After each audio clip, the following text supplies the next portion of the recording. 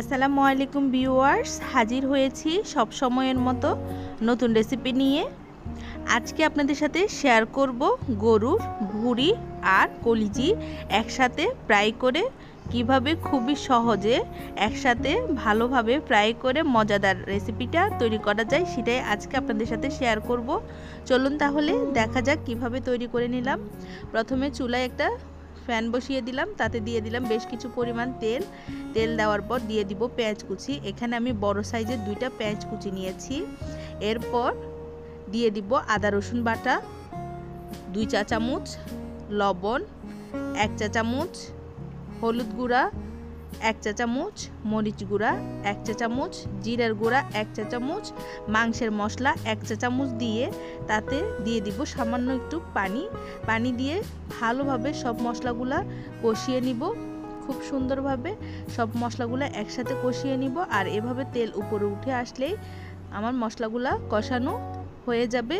এখন দিয়ে দিব ভুঁড়ি আর কলিজি একসাথে। আর এখানে আমি ভুঁড়িগুলোকে আর কলিজিগুলোকে ভালোভাবে অর্ধেকটা পরিমাণের বেশি সিদ্ধ করে নিয়েছি। আর ভুঁড়িগুলোতে 1 চিমটি পরিমাণ হলুদ দিয়ে ভালোভাবে সিদ্ধ করে নিয়েছি, যাতে করে আমার এখানে তাড়াতাড়ি রান্নাটা হয়ে যায়। ভালোভাবে সিদ্ধ করার কারণে এখন এখানে ঝটপট রান্নাটা তৈরি করে নিতে পারবো। ভালোভাবে মেখে এটাকে ঢাকনা দিয়ে ঢেকে প্রায় 3 মিনিটের মতো চুলায় রেখে দিলাম। এরপর আবারও একটু নেড়ে চেড়ে দিব।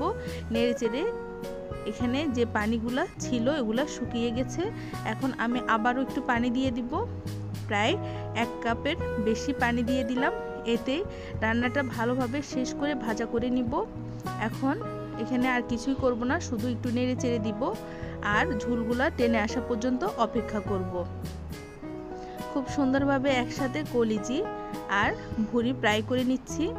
কিছুক্ষণ পর পর ঝোলগুলা টেনে টেনে রান্নাটা করে নিচ্ছি। অনেকটাই ঝোল টেনে গেছে, উপরে তেল উঠে আসছে। দেখেন কতটা সুন্দরভাবে উপরে তেল উঠে আসছে, ঝোলগুলা টেনে এটা ভাজা ভাজা হয়ে যাচ্ছে। এখানে এ পর্যায়ে চাইলে আপনারা গরম মশলার গুঁড়া দিয়ে দিতে পারেন। আমি এখানে আর কিছুই অ্যাড করব না, এখানে যথেষ্ট পরিমাণ মশলা দেওয়া হয়েছে। দেখেন কি সুন্দরভাবে ভাজা হয়ে গেছে। ব্যাস এই পর্যায়ে আমি নামিয়ে নিব। আমি এখানে কোনো রকমের গরম মশলা বা কোনো কিছু অ্যাড করা লাগে নাই, খুব পারফেক্টভাবে মশলাগুলা দিয়েছি। সবগুলা 1 চামচ করে দিয়েই তাতে পারফেক্টভাবে হয়ে গেছে এই মজাদার রেসিপিটা। আশা করি ভালো লাগবে, খুব মজাদার একটা রেসিপি। এভাবে একবার হলেও ট্রাই করবেন। একসাথে ভুঁড়ি আর কলিজি এভাবে ভাজা করলে আসলেই খেতে অনেক মজা।